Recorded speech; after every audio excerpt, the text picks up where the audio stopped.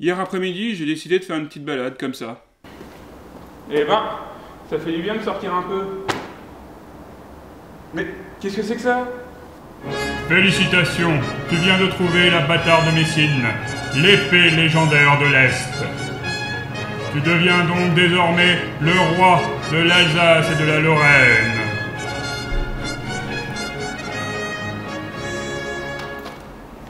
Non mais le pire, c'est que c'est la deuxième chose la plus bizarre que j'ai vue de la journée.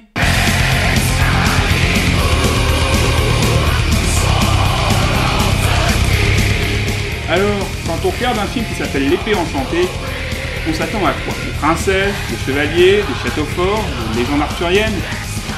Eh bien, il y a un peu de tout ça dans ce film. Sauf que ça commence comme ça.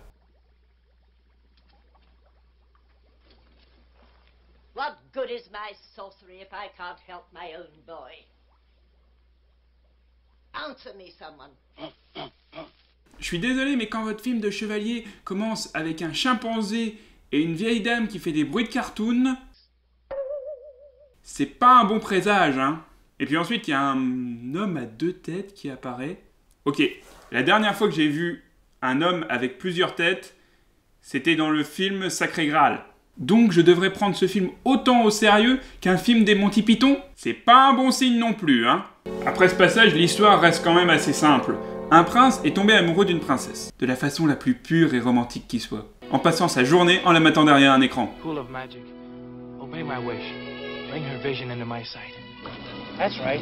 That's right. Je me demande comment le prince a pu connaître son existence, vu qu'ils ne se sont jamais rencontrés avant. Ouais, ton magique. J'ai une raideur au niveau de l'entrejambe, si tu vois ce que je veux dire. Tu peux arranger les choses. Oh, énorme. Non, je devrais arrêter de me foutre des pouvoirs mystiques d'un étang, parce qu'il lui manque quand même autre chose. Bon, ok, visiblement, cet étang, c'est le papy de Pornhub. Mais la princesse se fait capturer par un méchant sorcier, qui, comme par hasard, a tué les parents du prince. Et donc le roi... Tu as repris? De quoi parles-tu? L'auto-bronzant. Mais non! Excusez, je pensais à un truc là. Donc le roi... Cette nuit, j'étais obligé de prendre des pilules à la carotène pour pouvoir dormir. J'ai peur. Donc le roi est désespéré. Il demande alors à son meilleur chevalier d'aller sauver la princesse. Un homme qui respire la confiance avec son visage de traître. Mais là, il y a le prince qui arrive et qui dit « Ouais, moi aussi je vais aller sauver la princesse. Et puis en plus, j'ai ramené des potes. » Et là, le chevalier répond « Mais c'est hors de question. Tu vas faire capoter mon plan pour devenir roi. » Et je vais dire « Ouais, bien sûr, tu peux venir. Plus on est de fous, plus on rit. » Oh, génial! Vous avez quelque chose à dire, votre majesté? Tu sais, sous les bras, je suis tout blanc. Ah, kiffant! Bon, vous l'aurez compris, le but premier de l'épée enchantée, c'est de divertir, et il a pour cible un public très jeune. On pourrait presque le comparer avec des films de Michael Bay. Mais ce serait la pire insulte qu'on ait jamais fait à Michael Bay. C'est dire. Les acteurs sont pas terribles, l'histoire est cousue de fil blanc. Then your father will do something to save you. His army is probably approaching the castle this very minute. Désolé ma chère, mais ce sont des personnages secondaires. Elles ne reverront jamais leur père. Oui, je suis poète dans mes heures perdues. En fait, ce film repose entièrement sur ses effets spéciaux. Et vu que les effets spéciaux ont affreusement vieilli avec le fond vert et l'arrivée des ordinateurs, eh bien le film a un sacré coup de vieux. Je devrais être en colère, mais je ressens plus de la pitié. Parce que même si ce film est complètement con, il y a des scènes que j'arrive pas à comprendre.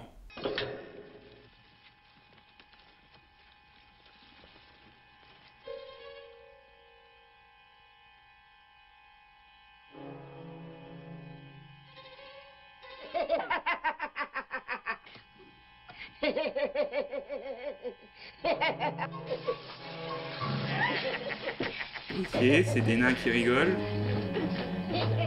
Je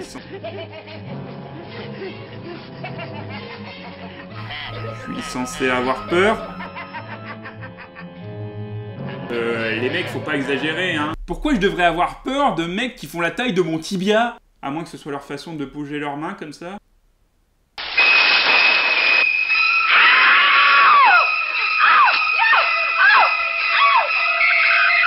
Non.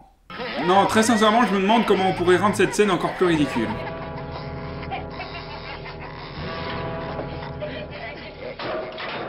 Ah bah j'ai ma réponse, hein. C'est l'évasion la plus minable que j'ai jamais vue de toute ma vie. Qu'est-ce que tu vas faire maintenant? Passer par la porte? Et merde. Mais la princesse est aussi débrouillarde qu'une huître et elle se fait rapidement recapturer par le sorcier. Ce qui veut dire que cette scène n'a eu qu'un seul intérêt. Visiter le manoir du méchant. Salut les mecs, vous vous prenez pour qui? Stéphane Plaza? Et arrêtez de me servir ces effets spéciaux pourris. Je pourrais faire pareil avec After Effects. Quoique j'ai pas besoin d'After Effects, je pourrais faire ça avec les applications que j'ai sur Premiere. Ah Grougou, je suis le géant, je vais détruire la ville. Grâce à cette scène, j'ai eu le César des meilleurs effets spéciaux et de la meilleure interprétation. Putain, le cinéma français va vachement mal quand même. Mais je le répète, le vrai problème, c'est pas les effets spéciaux. Le problème, c'est les personnages. Ils sont vides. Ce sont juste des pantins articulés qui agissent selon des stéréotypes. Prenons par exemple, le prince, dans sa quête, est aidé par des chevaliers. Votre Majesté, c'est un honneur. So Erwick of Germany. Mein Kaiser, we come to serve. Ces mecs, ce ne sont que des stéréotypes des pays d'où ils viennent, parce que chacun vient d'un pays différent. Non, attendez, je me trompe, parce que stéréotype impliquerait qu'ils aient un minimum de personnalité. Là, ce serait plus des accents sur pattes. Et le problème, c'est que je ne les connais pas. Parce que vous les trouvez nombreux, tous ces chevaliers. Rassurez-vous, ils vont tous crever avant la fin du film. Je suis sûr que c'est censé nous montrer à quel point la quête pour retrouver la princesse est dangereuse et semée d'embûches et de malédictions, mais ça marche pas. Simplement parce que je ne connais pas ces gens. Et à chaque fois qu'ils meurent, je me dis... Nya. Regardez, je sais même pas qui ils sont en train d'enterrer. Je veux dire, ils n'ont eu le droit qu'à une seule scène. Une seule réplique. Comment voulez-vous que je m'attache à des personnages comme ça et être désolé de leur mort? Mon Stormtrooper réveil a plus de personnalité. D'ailleurs, où il est?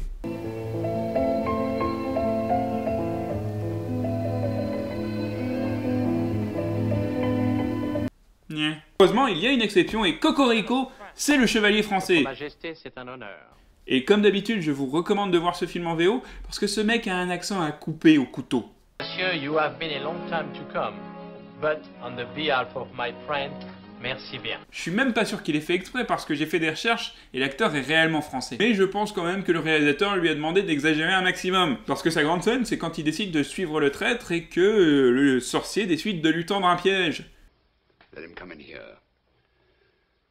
We'll be ready for him. Et s'il fallait résumer ce piège, je dirais... subtilité. Frère Jacques, dormez-vous, dormez-vous, sonne les matins. Et la petite, vous êtes française? Naturellement, monsieur. Comment vous appelez-vous? Mignonnette, monsieur. Mignonnette.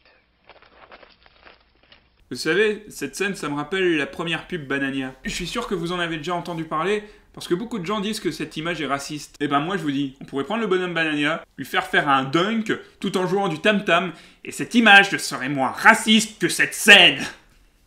Mais ça va, vu que c'est des Français. Alors, au final, est-ce que je vous recommande l'épée enchantée? Bah non, parce que même s'il peut être marrant, des fois j'ai vraiment l'impression de vous avoir tout dit sur ce film. D'habitude, j'essaie toujours d'oublier quelques passages pour vous laisser la surprise. Mais là, j'ai vraiment l'impression de vous avoir tout dit, tellement ce film est vide. Il faut bien comprendre qu'il y a une différence entre nullité et vide. Ce film n'a rien à offrir. Alors oui, vous pouvez toujours le regarder, si vous n'avez pas peur des redites. Sur ce, je vais vous laisser. Ah oui, sinon, tous les Alsaciens et Lorrains qui ne se seront pas abonnés à mes vidéos seront emprisonnés et pendus sur la place publique. À bon entendeur, au revoir.